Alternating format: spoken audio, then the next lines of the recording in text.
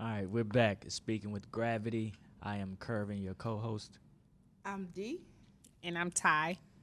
and we are a mental health podcast that talk about how everything affects everything. And then today we got some guests to help us with this topic that we've chosen for today.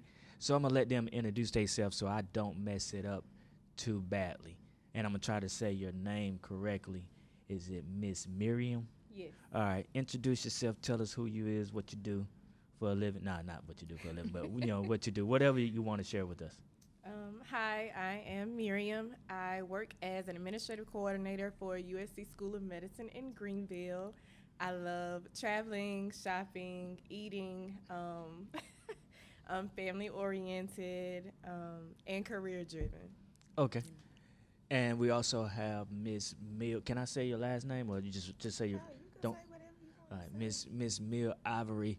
I know her from childhood. We went to high school together.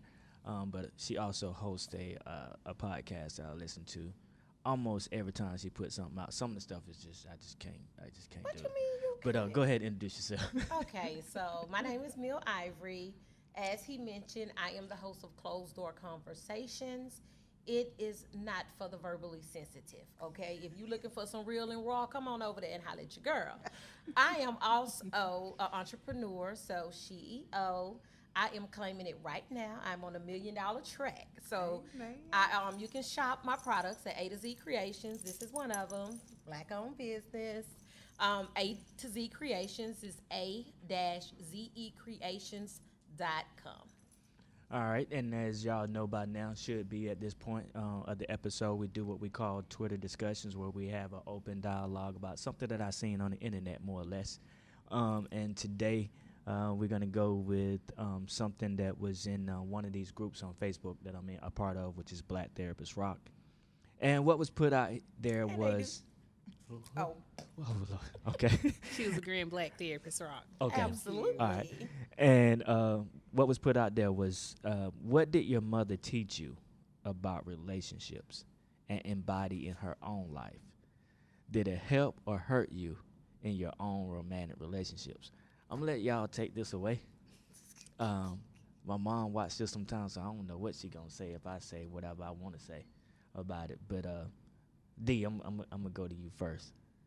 You need me to repeat this? Yeah, say it for me one more time. All right. What did your mother teach you about relationships and embody in her own life?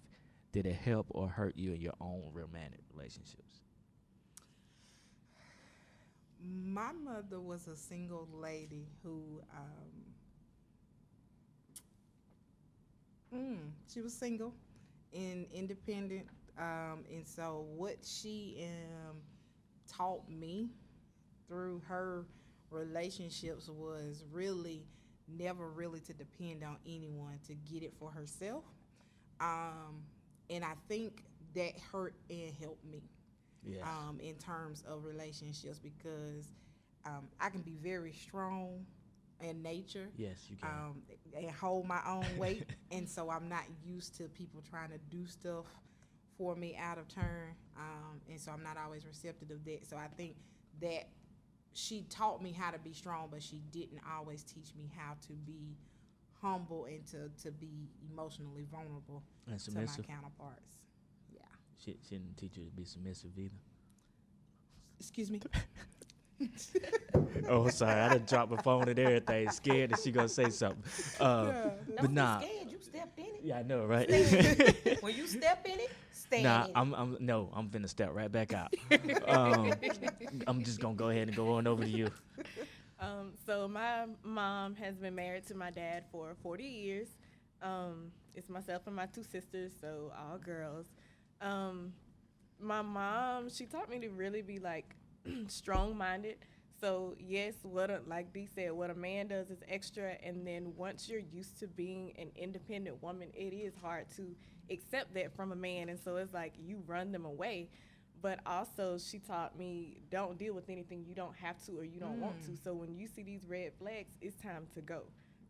It's not about, I think a lot of people have issues as far as leaving a relationship that they see the red flags in because they're worried about what other people think, or explaining that to other people, and you don't have to, but if you're not happy, leave. And so she definitely taught me that, and it shows in my relationships now. Like, you do one wrong thing, I gotta go. Oh Lord, it shouldn't run a man. It should not run a man away that you're independent though. You know, if he want you, and he's independent on his own, he should be able to handle That's your a whole independence. nother conversation. It's definitely a You whole other disagree? conversation. Yes, I actually had, I've had several guys say, oh, I don't meet your standards, or I don't think I can change to be the kind of guy that you need, or the kind of guy that you deserve, because you're so strong and independent. Well, he And wasn't I can't deal independent. with it. He wasn't the one for you. Yeah, he wasn't Yeah, independent. So I, Like, he, so I had to go. yeah, I agree with that. He wasn't. See, I almost He wasn't said ready. something. As Tiffany had to say, I wasn't ready. Oh, I'm ready. He wasn't ready. Mill, did you want to chime in on that, or Ty? Either one of y'all? I mean, I'm good. Okay. We're going to get a lot out of you this episode. I mean, I got something to say, but I ain't gonna say Go ahead. Go ahead and say it. Go ahead. Put it on out there. Well, Put it on Front Street. my mother and my father was married for years, forever, like 15 years, and then they divorced. So I kind of got both, the good and the bad. But the main thing I think that I got out of a relationship is my mother, my grandmother, my aunt. We truly was a family where a village raised us. So we was taught, our family was very religious. So we was taught that a man is supposed to provide and protect. And I was always told by my grandfather, if a man can't treat you as good as I treat you, you don't need him. And my daddy would always say, baby, I love you for who you are, and a man should do the same. So I've always stuck with that. I have no problem with being submissive, believe it or not. I love to wear the panties and let the man wear the pants. I love Right. it. I love it. But you have to earn that with me. Right. You It's a don't get it privilege. easy. How would he earn it? It would come natural. Provide and If protect. you protect and provide and nurture me in my love languages, the things that I need to make me happy, it's gonna come natural. I'm gonna be ready to submit to you. Even in the strongest woman, Yes. submission is not Agreed. an issue. Right, and just like that, I feel like, guys, that was insecurity. Like, you definitely can't be insecure and deal with a strong woman, especially not a strong black woman. Or be intimidated by our language. No, or how I switch it up when I'm being professional, and I have to turn it off when I remember I'm from Mount Road. I would also Miss say, Mill Ivory, y'all. Yeah, I know, right? I would also say being educated women, that does intimidate a lot of guys that because they feel like they have to be on the exact same level as us to make us happy, and that's not it. Like, we like you for who you are. Right. So I think I that's don't- And I feel I like don't know who y'all it's a meeting. no-no for me. Like, I wouldn't even have to get to a red flag. We're not even getting to a red flag, because once you tell me that, I'm a habitual ghoster, so Yeah, I gotta Listen go. to me. Habitual ghoster. Habitual ghost. Can you break that down for us? Like she said that she has dated guys, and the guys might tell her, like, I don't feel like, I can live up to your standards, and she still deal with them. See, that's a no for me. Like, especially if we on the first date. That's the last. Oh. Okay, thank you. Do I need to pay for my own food? I'm out. I ain't got time for it. Yeah, that's the last conversation. Gotta So- go. Because you're insecure. So ultimately, y'all would say that it helped you in relationships. What you've seen up until this point I has think helped you have to. It's personal. Okay. It can help and hurt you at the same time, because even though that strength is what we possess and it is our strength, sometimes it can be intimidating, and for a lot of men, is to the point of where we don't always see it how they're receiving it, and it's all about not our intentions, but the perception in which we are communicating. Because at the end of the day, Communication. That's just Right, what I was we going all- to say. It's we all all wanna be about connected. communication at the end of the day. I was in a long-term relationship. I actually was engaged, and I was going to marry this man because he really taught me. I tell people this. He taught me how to still hold my identity and be in a relationship. He communicated that with me. That's deep.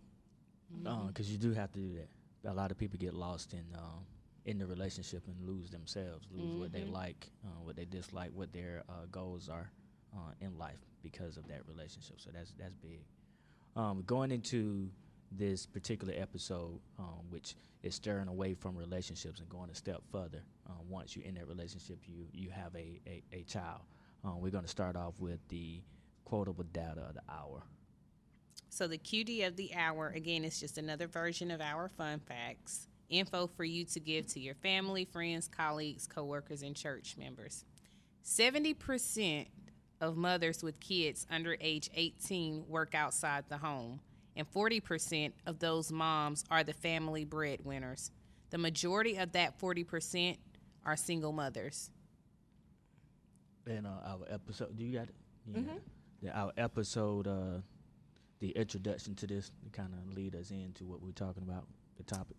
All right. So no matter what choices are made about children, mothers often feel they can do better. If guilt is a mother's primary emotion, it can override other pertinent information such as pride, affection, and empathy. While we all realize there is no perfect way to parent, we still feel bound to parent in a certain way according to the ever-changing parenting book of our generations. Where do we begin and where do we stop with the trends of mommy guilt? So our topic today, mommy guilt, managing your mental health while raising your children. This is fairly new to me. I haven't heard it termed as such, so let's just dialogue into that. Let's start there. What is mama guilt in y'all own language? Or have you seen it? Have you had it? Have you heard it from anybody? If it wasn't you personally, I'm sorry. Did I introduce? We did introduce the guest, didn't we? Yeah, Sir? All right. So to my guest first. What is mommy guilt? Have you heard of it? Have you experienced it yourself? Either one of y'all? Yes. So in my eyes, in my opinion, mommy guilt is just feeling like you're never doing enough when in fact you're doing the best. Like your child appreciates so much. And you just feel like you're never doing enough. So it's like you're on a treadmill and you just steady, pushing. You got, how many you got? I have one. He's 5.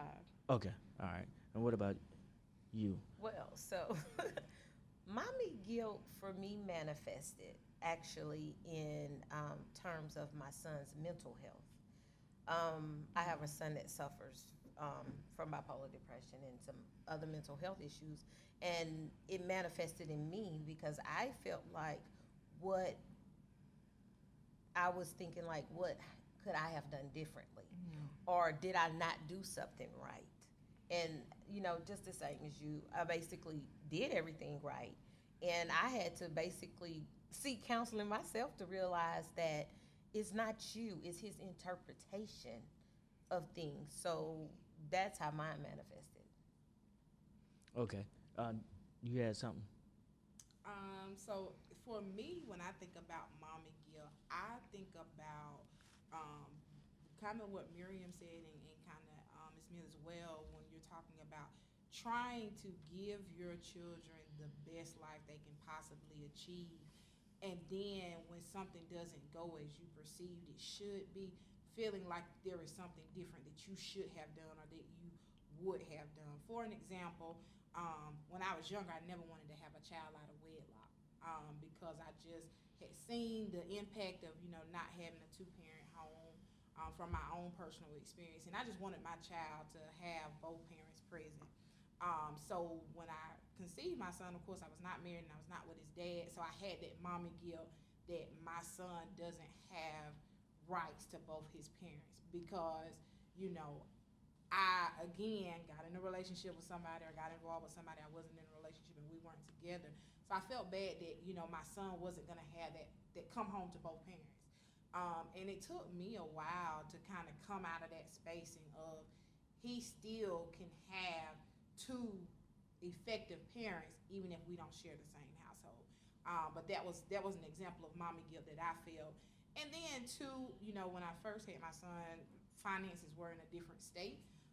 So I couldn't give my son everything that I had seen other people do, in terms of, they got some stuff out here for these babies now. Yes. Yes. $200 and $300 items, all the things that, they say are help your child be secure and all of these things.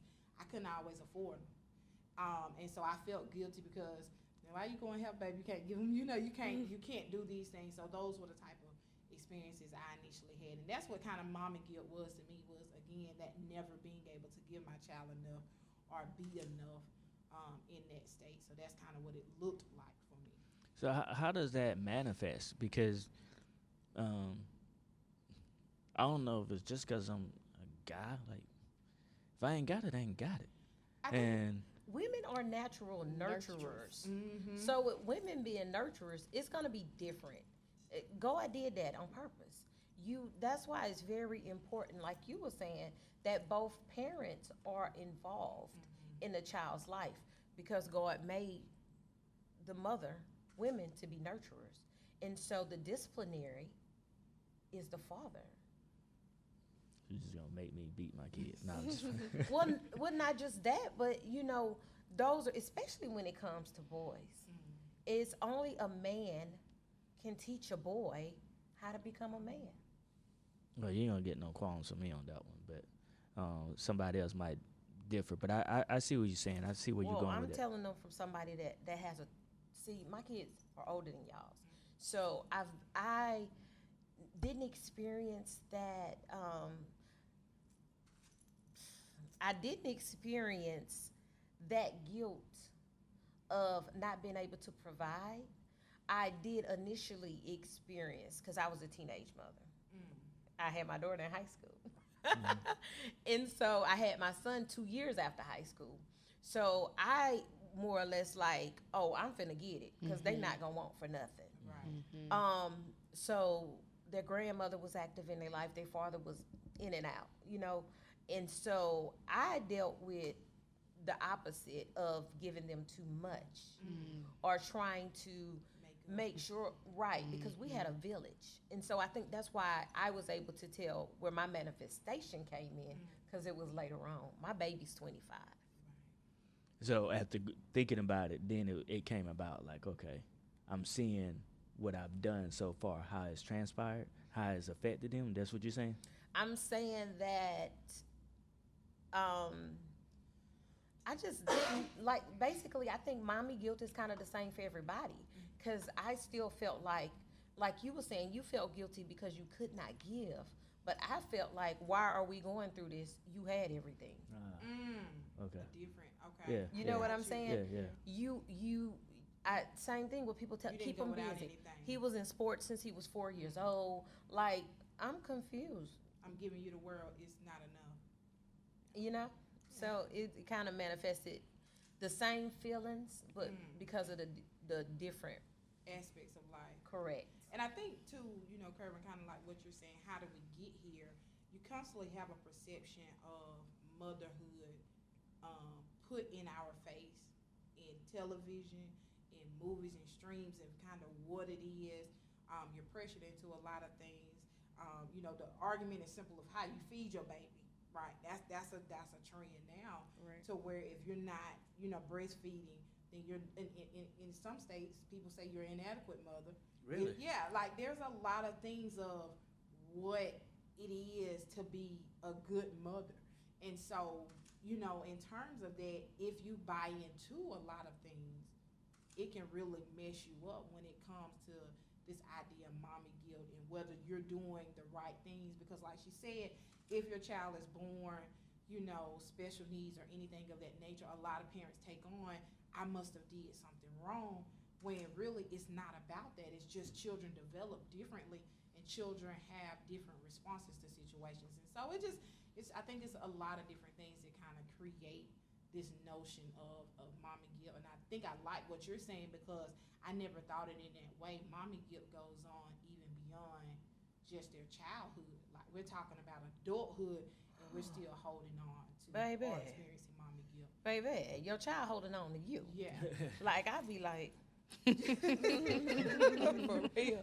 But yeah, and so I think that's part of it too, that lets you know too, when very important for you to think about your mental health, your mental health when you're dealing with mommy guilt and other things, because it helps you to understand that it's really not about you. You're internalizing something that has nothing to do with you.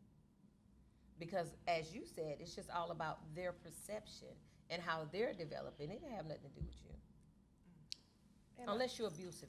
And I would also say a lot of moms that go through postpartum, like I think in the African American community, there's this stereotype that you're not supposed to get therapy. You're supposed to be the strong Black woman.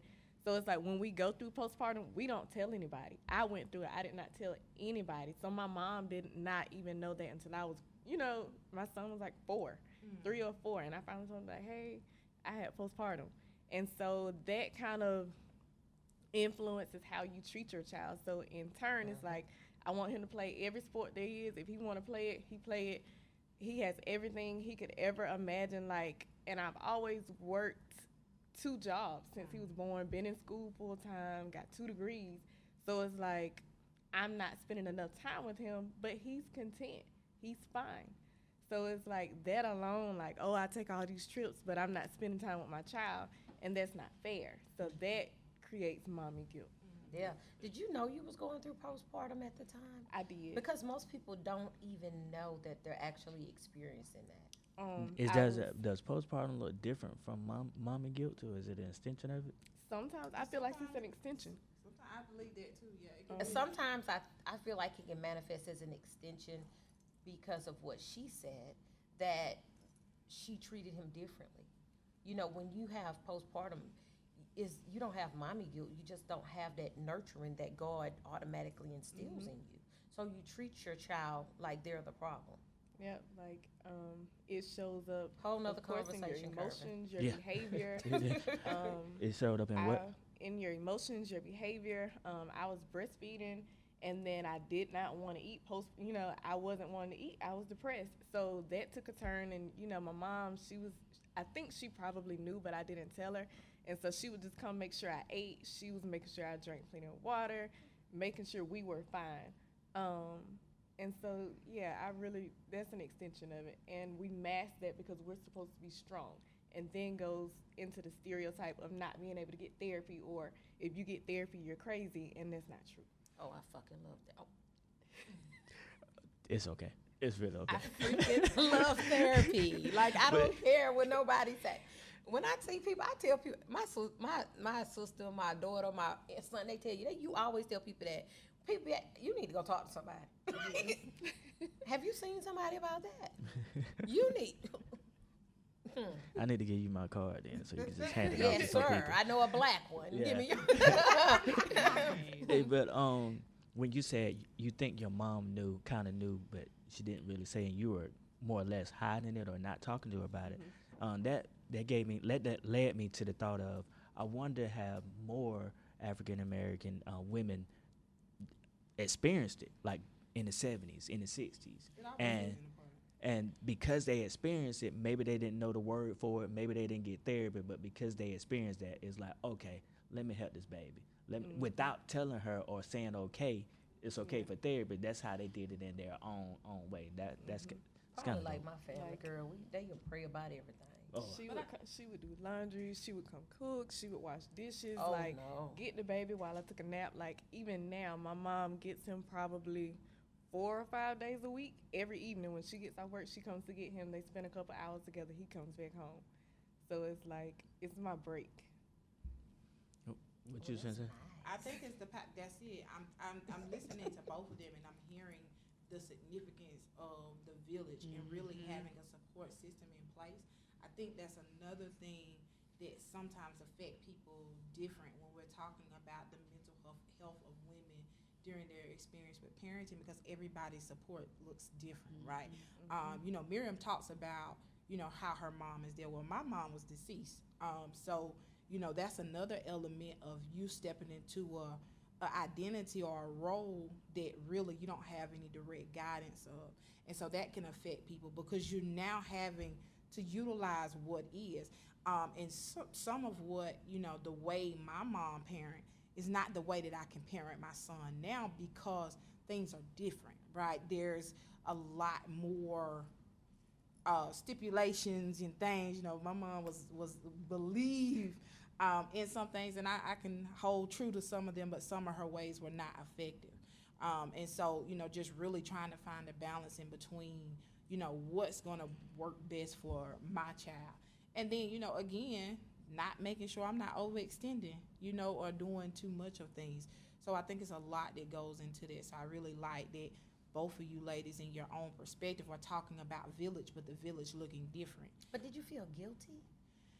I think because that's a whole nother thing. Like, I experienced that in the fact that when I had my kids, my mother had went back to Texas because we were originally from Texas.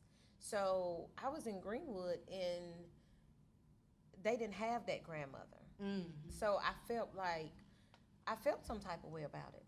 It is a level of guilt. I think for me, it was a guilt all around, and even when you're talking about postpartum, because I experienced postpartum with my son, and as a person that was going through getting my master's at the time, I knew what depression looked like, but I wasn't going to admit to anybody that that's what I was going through.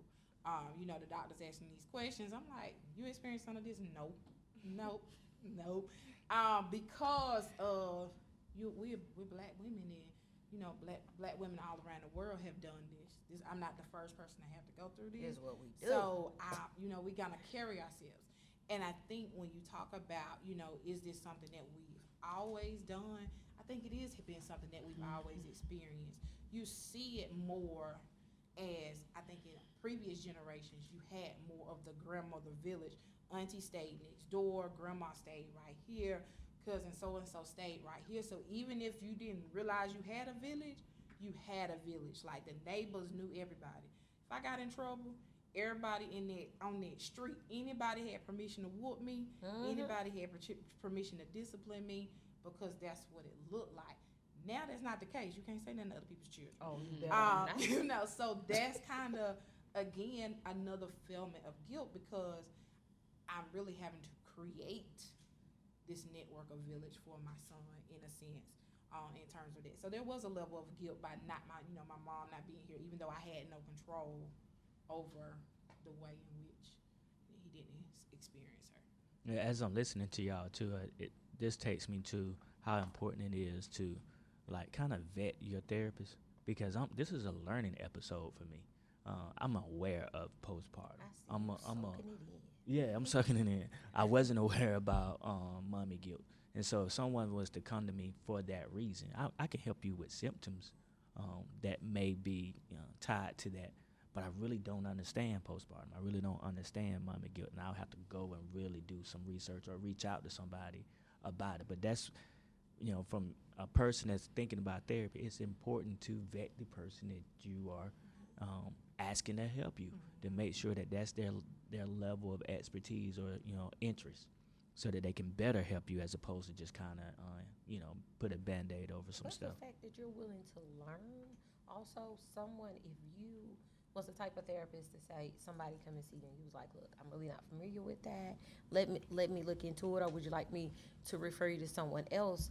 That's just like, someone would really appreciate that honesty. And so it's like, okay, we're going to work through this together with your education and the tools that you can give me, and sometimes that actually may be a plus. Oh, yeah. Could be new waters for everybody. So who does this stuff at? Is it just single mothers? Is it who does it affect everybody? That might be a dumb question, but hey, I'm gonna ask it. I would say everybody. I had this coworker. She was married, had just had a baby. Her husband was there, but when you're taking care of the baby by yourself, it's like, that's a lot. And it's like, especially when your family's not close, it's like, oh my God, I'm at home, I'm stuck in the house for 6 weeks with this crying newborn baby, can't do anything, can't shower, can't eat in peace. And that's a lot. And like, then just imagine going through grief on top of that. Like me, my grandma, she died 2 months before I had my son. So I was experiencing grief, and then postpartum, I'm a new mom. Like, I've raised nieces and nephews, but what do I do? So you can't take him back home. He yours. Yeah. Yeah. I'm gonna interject because I don't have children, but as I'm listening, I'm just thinking, and I'm gonna be real transparent. I've never experienced mommy guilt because I don't have children, but I'm just thinking I was in a relationship where children were involved, and I'm just looking at myself, and I'm not being judgmental, but it's like I didn't know how to show up for children because I guess given the person that I am, you know, it was always be me, and I never babysat growing up. I'm not watching nobody kids. No, they knew I don't really know how to change a diaper, you know. So I feel I experienced these feelings of guilt, not in addition to the relationship, but it was a part of it. It's like, dang, what could I have done differently? Dang, am I not as nurturing? Dang, how am I going to be if I'm a mom? You know what I'm saying? Based off of my experience when children were present and I didn't show them the type of motherly love that was wanted, I guess, from the parental standpoint, you know? And that still sticks with me today. So as you guys are talking, it's like, got mommy guilt and you ain't never been a mom. Exactly. You know, and it's like, ugh, you know. But that's good. That's good because if other people are experiencing it, I'm taking over. I'm sorry. No. It's a habit. I'm a host. But because it's good that you brought that up, though, because, you know, people listening to this podcast probably is thinking the same thing. So the fact that you said that, somebody probably was like, yep, that's me. Yeah. So. And it also shows your nurturing side. If you're feeling guilty now, it's like you're a nurturer. Right. Well, all women are nurturers. It's just that. That's not a bad thing. I don't know, when it comes, you'll be fine. And I think too, we can't deny society's influence to what you gonna talk into the mic so they can hear you. Oh, I apologize. I think we cannot deny what society teaches us motherhood looks like. Even the notion of, you know, stepmommy. You know, when you are in a relationship with somebody who has outside children. And so the role and the expectation of what am I supposed to do, what's hands-on, what's hands-off, you know, even that puts you in a state of kind of that mommy guilt because, you know, if I'm in a relationship with the father of your children, I'm sharing the responsibility of them whether I want to or not in some capacity. When they are with someone, their safety is my responsibility just as if they were my children. And that's kind of, I think, a notion of what sometimes create guilt for some women. I'm not going to say all women, because some women, in conversations I have learned, some women don't care. And they ratchet, and I don't care. They ratchet. Because what full-grown woman is not going to allow a man to father his kids the way that he should? And what full-grown woman is going to treat another child? She need to have mommy guilt for that. How you going to treat somebody else's child the way you don't want your child treated? I'm mad that you keep saying full grown. Full grown. If they full, if they grown, if they grown and they full. No, because it's some boys that's men. Okay. Out there, and some girls that's women. Speaking of boys and men, based on what y'all are saying, as a man wanting to support my wife, full grown man, wanting to support my wife, how can I show up and help? Like how does that support look for either the husband, the husband or the baby daddy or the brother or the uncle? First of all, the husband cannot be put in the same. I personally don't feel. I think I've got the most experience here. Oh no. I got 4 kids. No, we're the same age though. Okay, yeah. I'm talking about these women. Oh, okay. Don't do me. Okay. Like I said, I'm pretty sure they will agree though that you cannot put a husband and what he can do to help in the same conversation as with a baby daddy. Because as a husband, we're in the home together. So what you can do is help share the responsibilities with me. As a child's father, you can, I don't like baby daddy. I know I'm ghetto, but I don't like baby daddy. But as the child's father. I don't like the term baby daddy, baby mom. It's the mother of and child. The father. And the father. So as the father, what you can do is still be present in the child's life.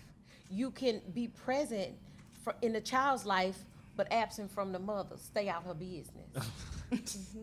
You want to spend time with your child, you make time to come and get your child, or you pick your child up on certain days to do homework, you show up at these games, especially if it's a boy, you're going to show up and you're going to do these things. As a husband, the fact that you're the husband and you're the leader of the house, that's going to already come natural. I say this.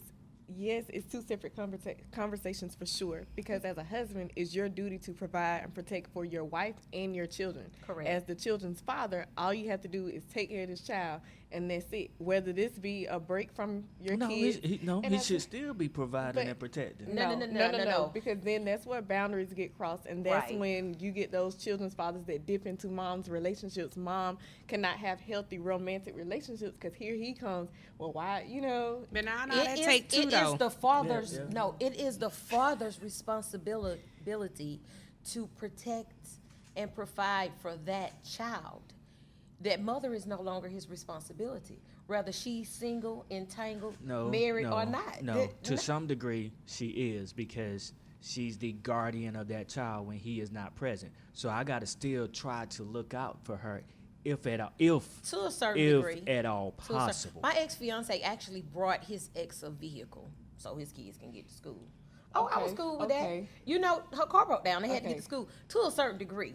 For the kids to I don't school, know. yeah. I know. See, that's I something think in totally terms, different. no, I don't It think It's it's different. I think it's That's making sure your kids are taken care of. I think it's important to communicate the relationship and the expectations. That's dependent on that individual and what that person's commitment was, and I think it depends on what their relationship was prior. Exactly. Understanding if I was living with you and you were a primary provider for me as well in our relationship, and now I'm separate from your household, I may still need some of your support until I'm stabilized. And so if that means paying a phone bill, paying an electric bill, whatever it is to a capacity. I'm not going to say that you have to, but nice. it may be something that you support. It doesn't mean that that's what you have to, but I'm not mad at that. Now, what I'm not going to allow is for you to continue to do this and sister girl ain't doing nothing for herself. No, you ain't paying my Right. phone bill because you're going to tell me who to talk to. No. I'm not That's paying your what I phone mean. bill. I will watch our son so you can go get you a second job and pay for your phone bill. If he's not in my Oh, that's what you're doing. no, yes, that's what I'm doing. Okay, so So you can watch And my I son can while do I go that. on All the right, date. so when you so said he you can said pay my earlier, phone bill. you said boundaries, right? My boundary is I'm not gonna take money out of my household to pay for you.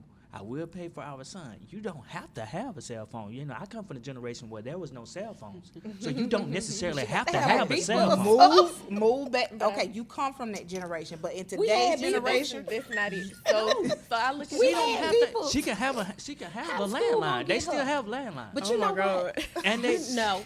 But okay, but I see You where know you're what I would coming do from. in that case, if that's the way you feel? that's Here's what his that's not daddy my number, wife. No, that's not and my here's wife. his stepmom's number. But if something come up, Hey, you know call what? them. They know where I'm at. They I'm- gonna come I'm get good me. with I that. don't need a phone. I'm good with that. I am good with that. If he's at How school, many men are? and you put my number down, and you put my my wife's number That's down, because you're a good guy. Let's not talk All about men are you. not, look, we can't even We- use you in this you're not equation even because all men are not comparable you. because you're in the. This is a whole nother conversation, but you're probably in the 20%. It's an 80-20 when it come down to good black men. Let's can talk we? about it. Let's get back. yeah, to but that. I'm gonna reel us back in to the mental health of it because I feel like we could definitely continue to go on. So let me help bring this We're back gonna around. No, have so the y'all men- back on for another episode. Okay, Just- so the mental free-for-all. mental health aspect is I'm agreeing with you. I don't agree he should pay her bill. I agree with Kervin, not about the second job. I agree that's not your responsibility. Right. I feel like none of that is your responsibility. Now, when it comes down to your child, you can say, hey, this is what I can do. You know what I'm saying? Have them call me until you get your phone together. Okay. I'm with you. But I I definitely absolutely see where you're coming from. Like even in the mental aspect of it, it gives you peace. So like me and my son's dad, we have a good co-parenting relationship. Hasn't always been like that, but throughout all the jobs, like the entire, they know, out of all the jobs that I've changed, like even now, I work an hour away. My son's in kindergarten. His dad picks him up from either school or daycare every afternoon, and he gets his homework done. He feeds him. He shows up for the soccer games, you know, As he and I'm should. just That's I'm just awesome. now coming in. But everybody doesn't have that, and like Right. even every week he goes with his dad for overnight stays.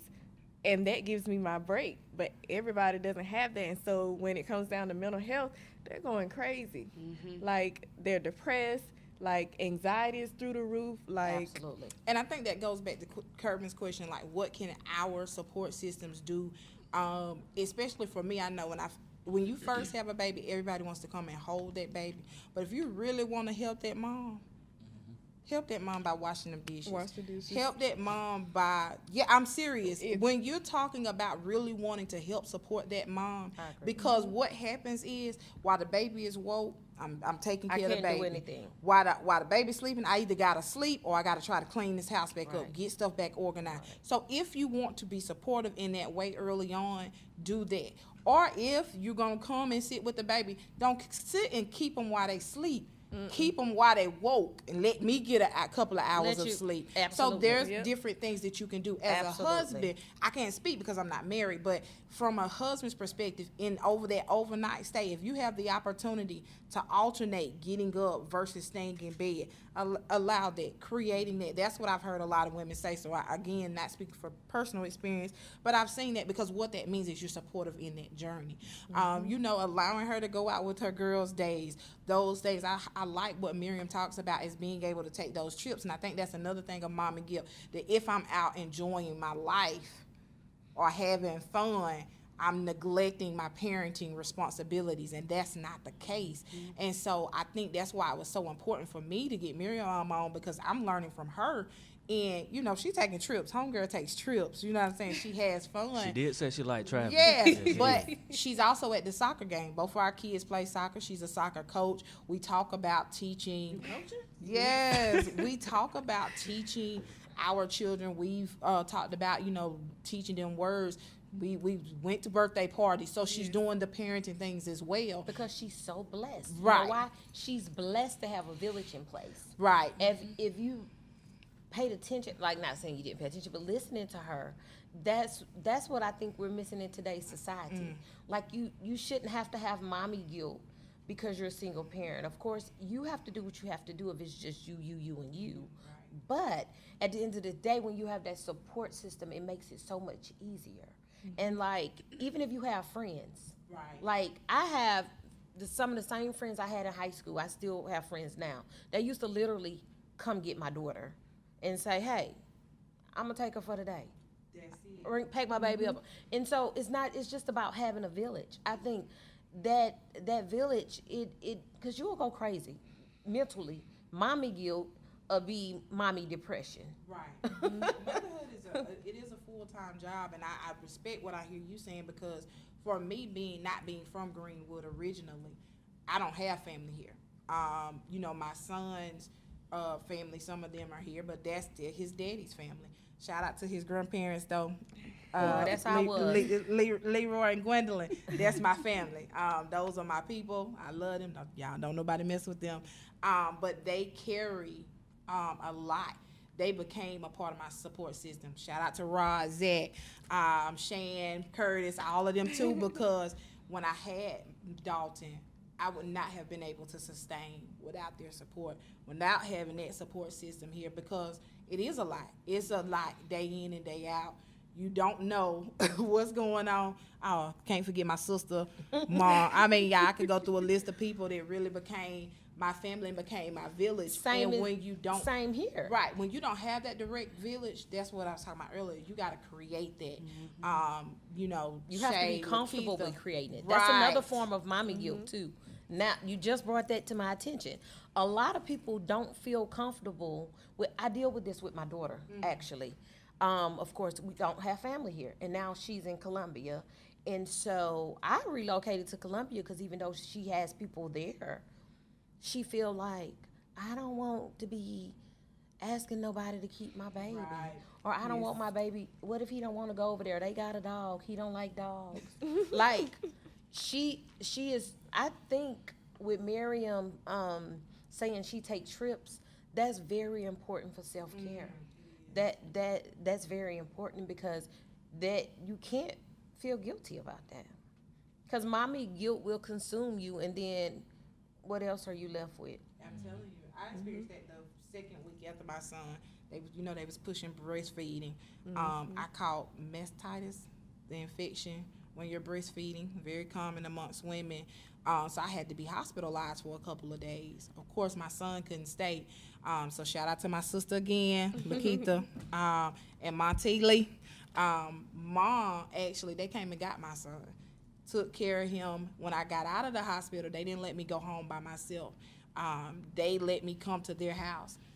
They had my baby. I'm upstairs. She's talking about sleep. That's what I need you to do. I'm in the bed crying, Lord, I can't even take care of my own baby. I'm pouring down tears. That mommy guilt you're talking about, and kind of what your daughter is experiencing, because It's hard for you to take care of it's yourself. hard, right? And I can't even put that in mind, because you're thinking about this other person. You're thinking about this being that you're responsible for.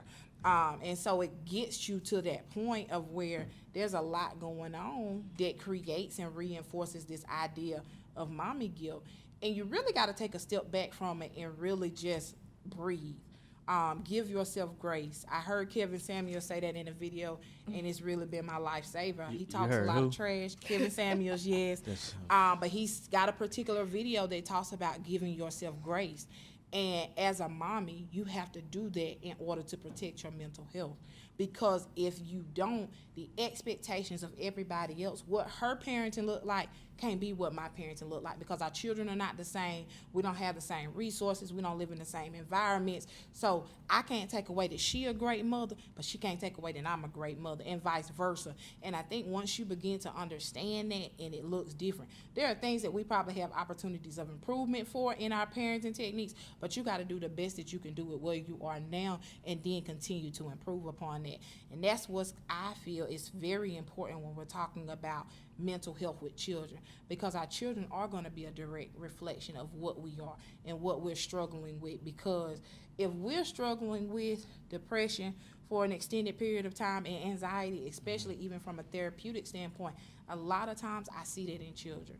I remember having a client who was strongly had a lot of anxiety, and I couldn't get where it was coming from. But a lot of things, everything always had to be perfect. And I'm like, well, where did this derive from? It went back to mama, because that's how mama's schedule was. Everything had to be perfect. But mama had to do that because she was the only one. So she had to know when, where, what, why, how long, so she could plan for her next event. But it was creating anxiety that now this child has to try to live with. So we're looking at the long-term effects of these things, and why it's important for us as mothers to take them trips, to connect with these villages, to work with other people, because we need that breathing, giving yourself space and giving yourself grace. Man, I appreciate this this topic. I've learned a lot today, just listening to y'all dialogue about it, and I love the energy in the room. Everybody dialogue. Would you come back, Mil? Sure. Would you come back, Miriam? Miss Emile Ivory. Yeah. As I'm listening to y'all, I do an exercise with the guy group that I do. It's called Speak On It. And we'll have like different topics, and then you just put out and we'll speak on it. Like, I think y'all to be really good for that next topic, especially you, Mil, because you got an opinion about everything. I have not an opinion, baby. A lot of times I speak from experience. Oh, so you got facts about everything. I promise you, when I tell you, people tell me I should write a book. When I tell you a lot of things that I've been through, I know everything that I've been through. My story is a testimony. Almost everything you can talk about. I've been in an abusive relationship. Have a child that deal with depression. I've been here with nobody. Like my mama, literally when my brother graduated high school, she like, y'all grown, I'm gone. You know what I'm saying? Like, I've been there where I had to build my own foundation. I've been in a relationship where I had to learn to be the woman, learn to pipe down. I got this, baby. He used to tell me that all the time. I got it. Don't worry about it. I had to learn how to be a partner. It's just, I have so much. And I think that's why self-awareness is key, and I know that's easier oftentimes too said than done, but like Dee said, taking a moment, wait a minute, let me step back. First, let me extend myself some grace, because although I know that there are sciences and theories and things and books written by parents, I can't say it come with a guide, but it really don't come with a guide because everybody experience is different and it's unique, you know, and it's ever evolving. But really taking a moment to step back, breathe, praise yourself for where you are, what you've been able to do, reset, because that child or those children cannot survive without you. So if you're not in your well state, whatever that looks like for you, my kids gonna pick up off of that. So I guess that can be our kind of self-awareness tips. And y'all let me know when my child, hold on, wait. He may or she may be at, or they may be acting now, and that could be because of something I ain't got going, or I have going on, you know. But that's not that guilt. That's just let me check in with me and see what's going on, you know. So, give yourself grace. You know what I'm saying? Breathe. The breath is so important. It allows space between what we're thinking and ultimately how we react. And teaching those same skills to our children so they know, oh, when mommy get upset, she breathes. I'm going to breathe too. Yep. And it's creating that social emotional regulation techniques too, you know. But it's all a learning journey and it's experience. And again, I commend each and every one of you beautiful mothers up here. Coming from someone, I'm not a mom, I'm an auntie though, you know, and I aspire to be a mom. Thanks. That village. Keep going, that village y'all. is important. That village is important. So that village is so important. But that skill that you're talking about, even now, I've always been the one to my mother, and it goes down to like what Dee was saying. Like my mother, when she got upset, it was always give me a minute, right? And I'm blessed that I had a family that communicated. I didn't even realize growing up, I used to be like, oh, God, we got to talk about this later. But now I love it. And I was raising my kids the same way. And I just did a podcast on otherhood, the transformation. I ain't put it out yet. Oh. I just recorded it. The transformation of raising my adult kids from being kids to adult kids is a difference. Okay. So in that, the technique with us is, I need a break. And my son, because he always, you know, boys, they rah-rah, you know, especially against their mama. And I'm one of the ones, I'm in your face, we going at it. What's good? But so our thing is, I need a minute. And once we say that, we know, I don't care how lit we is, how hot we is a cool down because we don't want to get disrespectful with each other. Right. And then we come back.